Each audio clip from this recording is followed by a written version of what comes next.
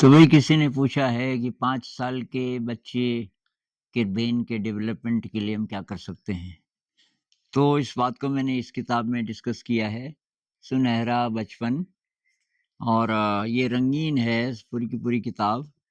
हो सकेगा तो इसको पब्लिश करेंगे, छापेंगे। तो इसमें अलग-अलग स्टेजेस सीखने की उसके बारे में है।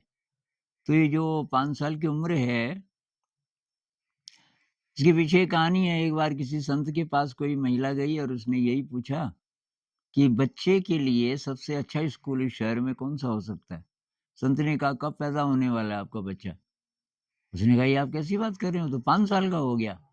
संत ने कहा, "फिर तो उसकी शिक्षा पूरी हो गई, अब फ़र्क नहीं पड़ता।" हो सकता है थोड़ी-सी अतिशयोक्ति हो, लेकिन ये बात सही है कि अभी तक कैसे परिवेश में बच्चा रहा 5 साल तक, तो अगर उसको अच्छी प्रकृति मिली, वो धूल से, पानी से, हवा से खेला, उसको तरह-तरह के पशु-पक्षी दिखाई दिए, और ऐसा परिवेश था, मतलब, और समृद्ध मानवीय परिवेश, मनुष्यों का समाज कैसा मिला।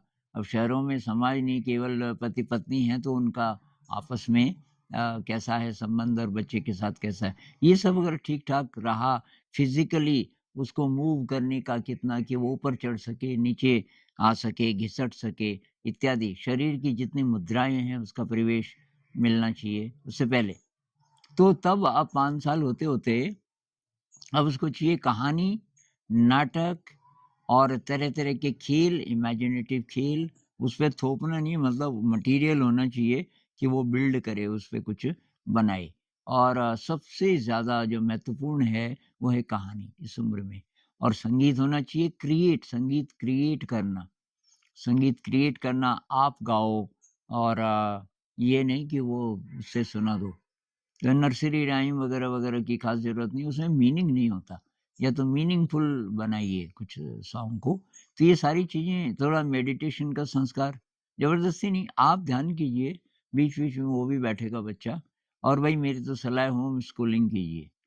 स्कूल में मत भेजिए बच्चे को, आप फ़ायदे में रहेंगे अगर आप घर पे जितना भी सिखा सको। अभी ये उम्र नहीं है एबीसीडी की, अ, आ, इ, ई की, और ये मैथ की वगैरह-वगैरह। लेकिन बच्चा अगर रुचि दिखाए तब अलग बात है। जैसे आप कहानी पढ़ रहे हो, ये वही कहानी बार-बार ये बच्चे ज़िद करते हैं कि वही वाली कहानी फिर सुनाओ, फिर सुनाओ। तो जब कई बार आप पढ़ चुके हो तो बच्चा वो पहचानने लग जाता है उन अक्षरों को। इस तरीके से वो सीख सकता है। इसमें विस्तार से तो एक तो बड़ा वीडियो देख लीजिए और फिर कभी और बात करेंगे।